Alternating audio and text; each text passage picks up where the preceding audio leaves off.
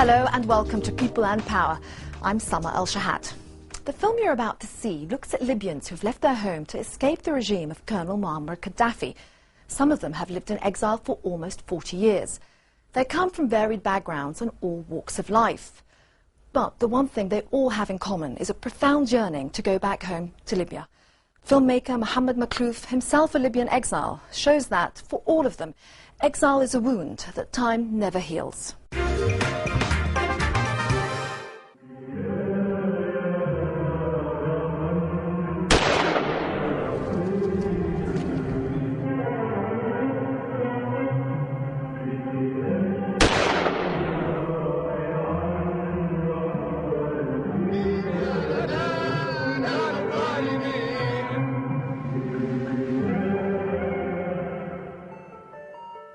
These are the stories of exiles. Arabs who say their only crime has been their ambition to develop their country's economy and secure its resources, to establish equality, democracy, safety and prosperity in order to create a better life for their children. They're Libyans who lived under a monarchy they remember as constitutional and democratic, where freedom of expression and freedom of press flourished. They say they were forced to leave because their lives were threatened by Colonel Muammar al-Gaddafi, who stands accused by them of unprecedented violence, political repression, and of violating the dignity of the Libyan people over the past 38 years. Their stories are of tragedy, of political suffering, and of pain. They still hope for the day when their suffering and exile will end, a day when they can return to Libya. Many have died before that dream could be realized.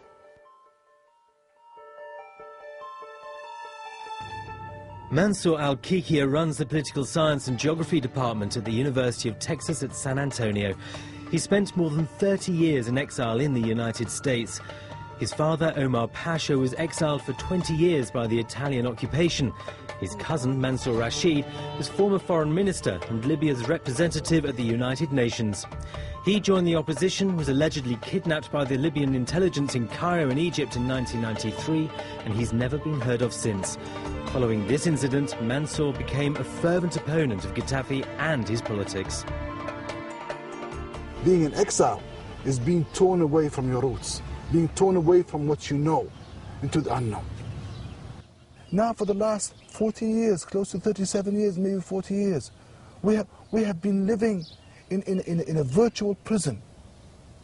And just, I mean, it very much reminds me of the age of colonialism during the Italian period, of fascism. When Libyans were forced to immigrate, they immigrated to Egypt, they went to Chad, they went to Algeria, they went to Palestine, they went all over the world because the Italian fascists pushed them out. Yet, they came back. They came back, and they resisted the tyranny. Okay. And they were able to establish an open Libya, which unfortunately didn't last for too long. My father went through the same type of experience that I'm going through now. Diaspora is not new in my life and my experience. Gaddafi does not own Libya. It's Libya who owns Gaddafi. The case in pre-Gaddafi's Libya, people can speak up and they can tell the monarch you're wrong. They can speak up and they can do things that they can never dream of doing today. I've never in my life seen people hung during the time of the monarchy.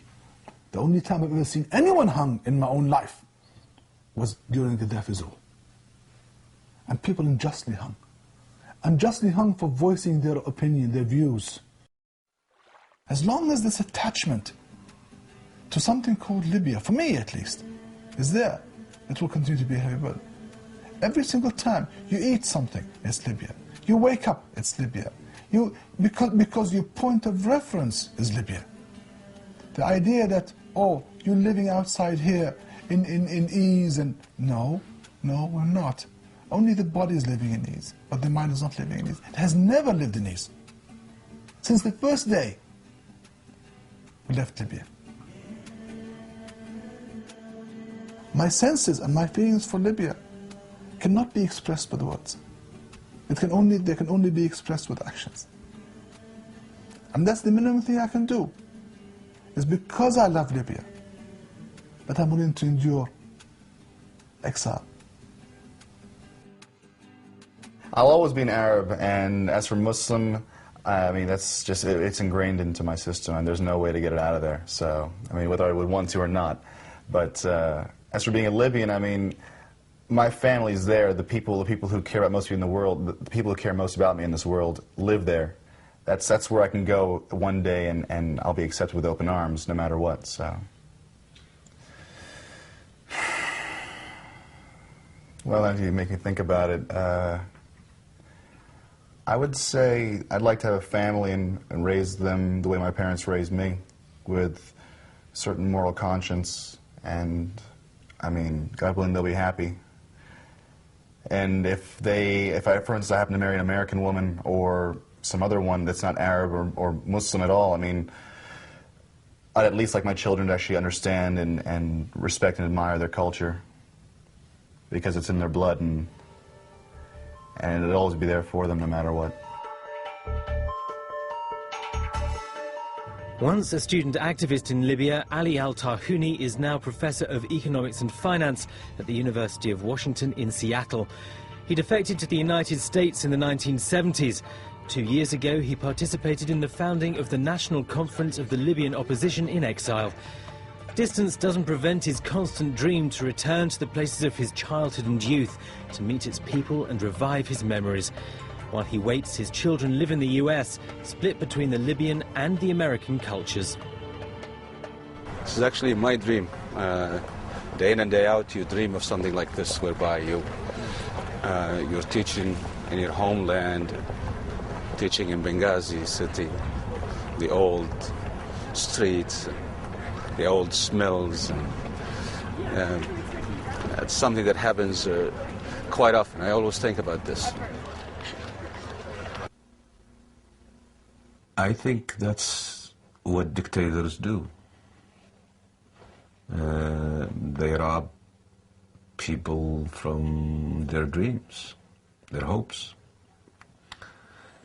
And again, I don't think it's a personal thing. The price that I pay, that was my choice. He robbed me from my dreams so far, there's no question about it. But that's a price that I'm willing to pay because that's a decision that I took. I think what hurts me more is the 5 million Libyan souls that are robbed from their livelihood, their dreams, their futures, every day, every moment of their life. It's a beautiful, peaceful country that he took and made it a cesspool of poverty, hatred, backwardness. What would I do if I go back, right? I want to visit the grave of my father. I want to visit El-Marj, where I was born. I think on a personal level, I have some hiding spots that when we were teenagers we used to go to. I'd like to visit those.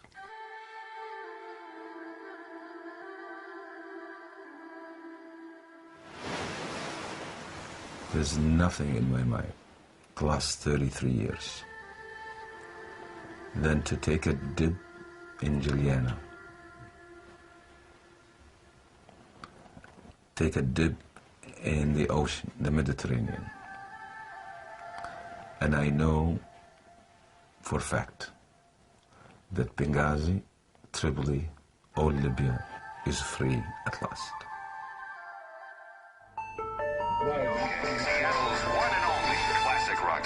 Salah El-Magherbi was imprisoned and, he says, tortured for his political activities while a student at Benghazi University. In exile in the United States, he continues his opposition to Gaddafi. In recent years, Gaddafi and his sons have invited opposition leaders in exile to return.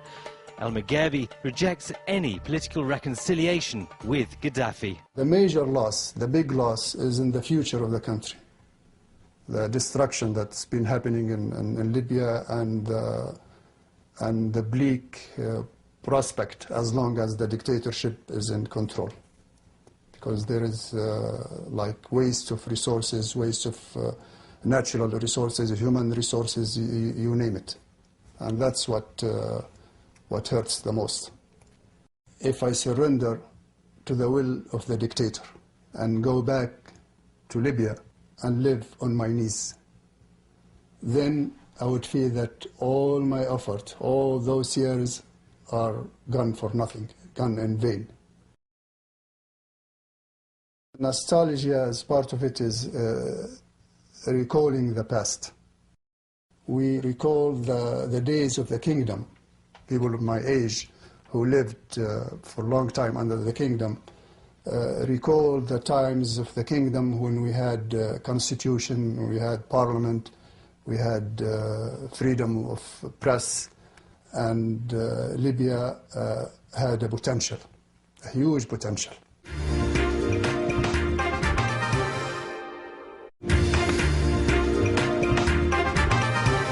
Welcome back. Our film is looking at people who have, in their opinion, paid the ultimate price. Not death, but exile from their homeland of Libya. Exile from their families and from everything they ever knew. Mohammed al-Magariaf was Libya's general finance supervisor, and he'd worked in the Libyan diplomatic corps as ambassador to India. Then, in exile, he founded the National Front for the Salvation of Libya, together with its military wing. Al-Magariaf collaborated with military leaders inside Libya to oust Gaddafi. That, he says, led to a series of attempts on his life by Libyan intelligence agents. He's been working for the past 6 years on a project to document the history of Libya, from the Italian occupation until the 1969 coup d'etat.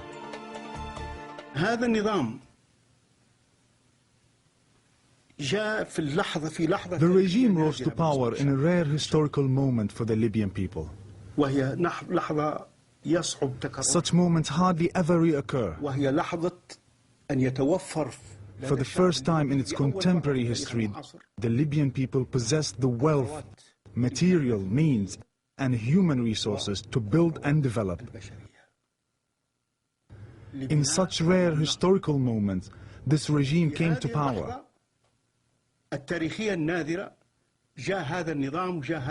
The Black September coup came to wait over Libya and to employ all its material means and human resources negatively, in a manner contrary to the hopes, aspirations, will and good for the Libyan people.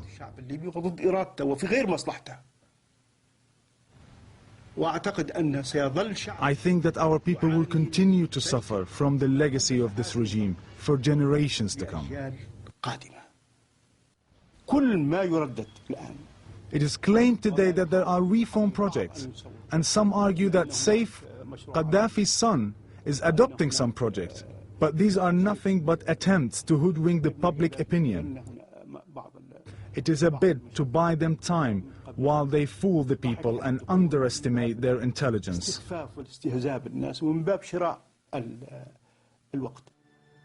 Libyan intelligence agents kidnapped Mohammed's brother Izzat al-Magariaf and his colleague Jabala Mata in Cairo in 1990.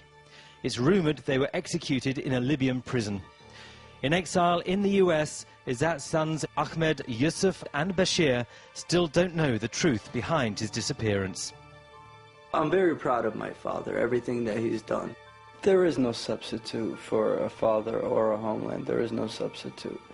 The best that we can do is just be as optimistic as possible, and hopefully we can go back home. I mean, that's what drives us every day. As much as I'm Americanized, I still don't feel at home. I still don't feel like my people are here. I feel like I need to go back to Libya to really feel like I'm at home. The strongest and most noble kind of relationship to the homeland is when the homeland dwells inside you, even if you don't live in it.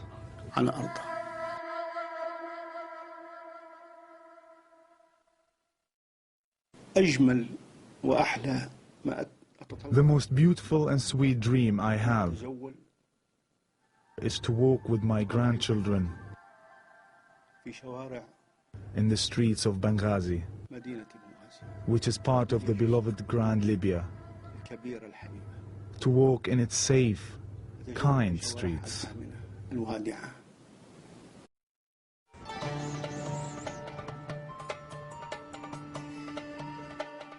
Husband and wife writers Faraj and Fatima started their careers within the Gaddafi-controlled press institutions. However, their writings were soon banned, deemed too critical of Gaddafi.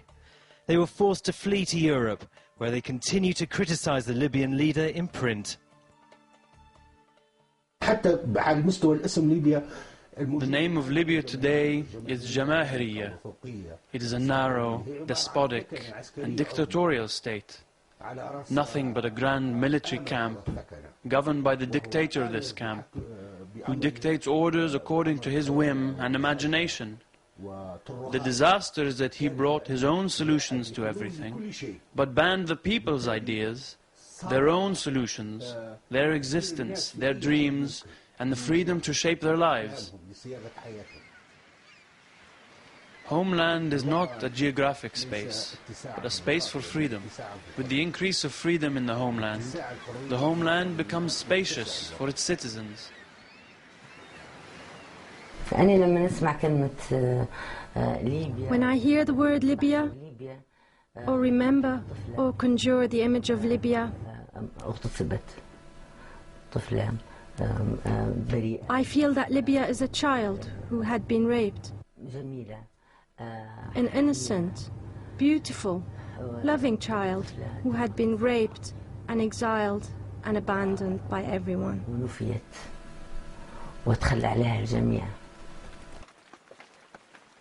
The real banishment is there. The real ruin and atrocity is there. I think that every Libyan, whether in exile or inside Libya, has the bitter taste of loss and atrocity in his mouth. We all lost the best years of our lives.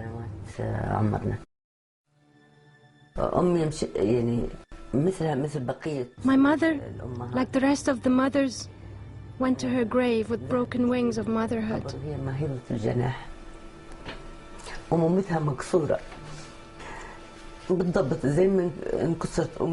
Exactly like the broken motherhoods of those who saw their children hanged from the gallows. And those who lost their children in the deserts of Chad and Uganda.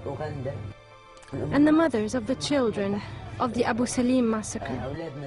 And the mothers of the 17 February martyrs. All of them are my mothers. Needless to say, my exile has increased and exacerbated my sorrow.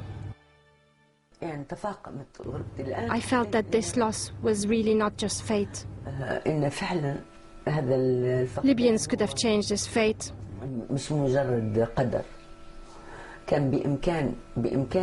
Gaddafi is not fate. Not our fate.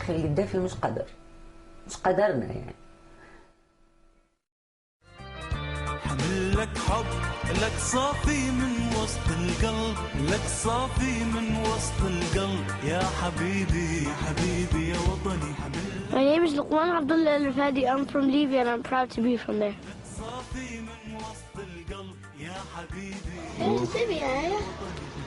That's it? I'm Libyan and American. But, yeah. That's what you feel? Yeah, I think, and we're Chinese too. How do you imagine Libya, man? I imagine it, well, we went to Tunisia and to Egypt, and so I imagine it something like that.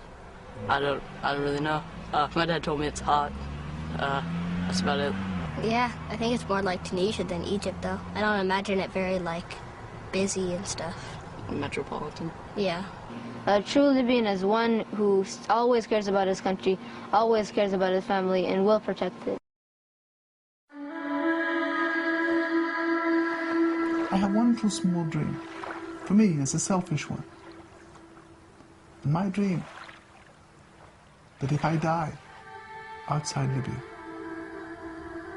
when Libya is free, my bones are put back there. It's just for me, because in the end, it ends my journey. I started there, And I have to go back there, just like those turtles that cross thousands and thousands and thousands of miles to go back to the shores that spawned them.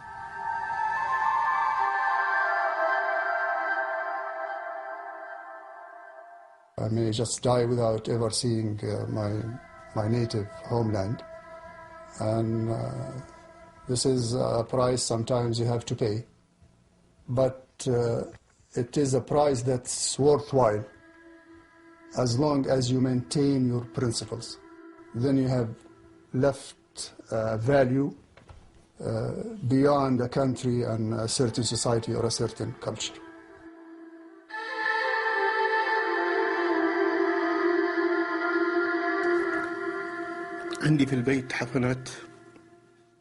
I have at home a fistful of Libyan dust, brought to me by a dear friend. In my will, I will ask that if I leave this world in exile, that this dust should be dispersed over my grave.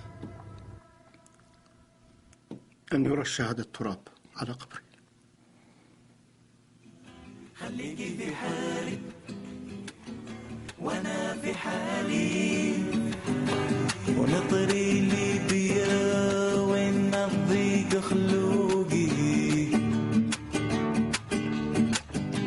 ويا زها خاطري وين تجي في بالي ونطري ليبيا وين الضيق خلوقي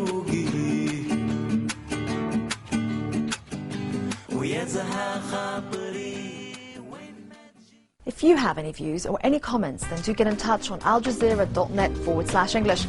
That's it for the program, and until next time, goodbye.